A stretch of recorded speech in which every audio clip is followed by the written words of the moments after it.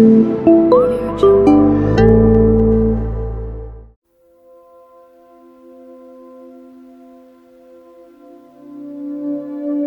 yang Tangerang itu sangat prihatin. Dan yang menarik, masih terjadi di sekitar ibu kota ini. Yang Tangerang gitu ya. Baru ada 4 kasus dalam waktu dekat ini ya. Dirjen Bimas berbicara dengan 4 kasus. Kemarin Menteri Agama secara publik di ruangan sidang KWI meminta maaf. Menteri Agama hadir di sini atas masih terjadinya kasus pelarangan orang berdoa. Ya, ini bukan dijadikan gereja rumah, doa kelompok anak-anak mahasiswa. Ya, ramai. Dirjen turun tangan, kementerian turun tangan, Kapolri turun tangan, baru ini. Itu karena apa? Viral. Bayangkan kalau ada ketidakadilan, ya, ada perundungan terhadap agama tertentu yang tidak viral, ya. Jadi kemarin tuh katanya begitu viral sehingga bergerak. Nah, mudah-mudahan, nah kan tolong rekan-rekan media jangan menambah-nambah runyam, tapi memang dalam kerangka menyadarkan orang-orang yang bertanggung jawab. Padahal kita ini sudah maju loh. Wah, sudah luar biasa negara kita ini. Dipuji oleh negara. Saya waktu berkunjung bersama dengan Kardinal Ignatius Suaryo kepada Kardinal Parolin, itu sekretaris negara Vatikan. Luar biasa. Dia bilang, Pancasila. Kata yang disebut itu, begitu kami masuk, Indonesia Pancasila. Terkenal luar biasa.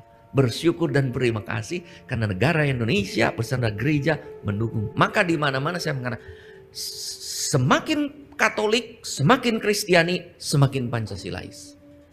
Maka kalau 100% Katolik, 100% Indonesia itu 100% Kristiani, 100% Pancasilais. Jangan mengaku Katolik kalau tidak Pancasilais. Sama ya. Itu bagi saya begitu. Nah, itu dalam kerangka. Nah, ini urusan kerusuhan ini Bapak Sekjen. Biasanya para media itu tanya ya, pemilu bagaimana? Kemarin. Sebagai informasi bahwa kan ditanya, beberapa wartawan juga tanya, ini gimana gereja ini kok tidak netral, tidak apa gitu ya, menerima calon hanya tertentu saja. Hanya untuk klarifikasi, Konferensi Wali Gereja Indonesia sebelum pemilu 14 Februari yang lalu telah menerima ketiga calon di ruangan yang sama. Kita usahakan di aula yang sama ya. Gereja Katolik itu pertama kalau disebut harus netral secara politik praktis, tetapi tidak pernah netral berkaitan dengan moral. Jadi selalu memihak yang baik, yang benar, yang santun, yang kudus, itu yang kita bela. Ya, itu. Jadi siapapun itu patokannya itu. Maka kalau mengarah pada orang-orang tertentu, kelompok-kelompok atau komunitas-komunitas yang tidak sesuai, ya tidak dukung. Makanya kita dukung itu yang sesuai dengan patokan. Kemarin kami menerima semua calon itu secara berurut-urutan, mulai dari nomor urut 3, lalu nomor urut 1, lalu nomor urut 2. Semuanya bagus program-programnya. Hanya tantangannya, pertanyaannya adalah dari saya, sejauh mana program-program yang dijanjikan itu terwujud. Maka kemarin dalam pembukaan sidang, saya pun mengatakan, marilah kita dukung sekarang dan kita doakan presiden dan wakil presiden terpilih. Dengan catatan tadi, tetap kita menjaga agar mereka menjadi pimpinan negara yang sesuai dengan amanat konstitusi, cita-cita pendiri Negara Kesatuan Republik Indonesia dan harapan rakyat banyak. Terima kasih. Lalu mengenai makna kedatangan Paus, kita memberi tema kedatangan Paus itu faith, fraternity, and compassion. Pertama-tama kita melihat bahwa Paus ini adalah seorang yang beriman. seorang yang memperjuangkan persaudaraan manusia. Lalu juga seorang yang memiliki rasa belas kasih yang mau ditampilkan dalam perhatian kepada umat manusia. Jadi sosok yang datang ini adalah sosok yang memiliki iman yang kuat. Kemudian sosok yang kita kenal bahwa dia mengutamakan persaudaraan antar manusia tanpa melihat apakah dia suku ini atau agamanya ini atau tidak. Jadi dokumen itu sudah amat jelas memperlihatkan komitmen beliau. Kemudian dokumen Fratelli Tutti yang juga dia keluarkan. Jadi ini sosok yang datang, compassion juga begitu. Nah, dia datang ke negara kita. Negara kita ini adalah negara yang orangnya beriman. Berarti kan dia datang untuk memperkuat iman kita.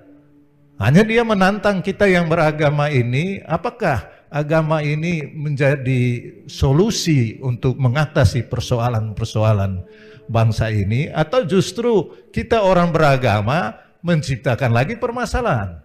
Maka dia datang, hemat saya, untuk melihat konteks kita orang Indonesia.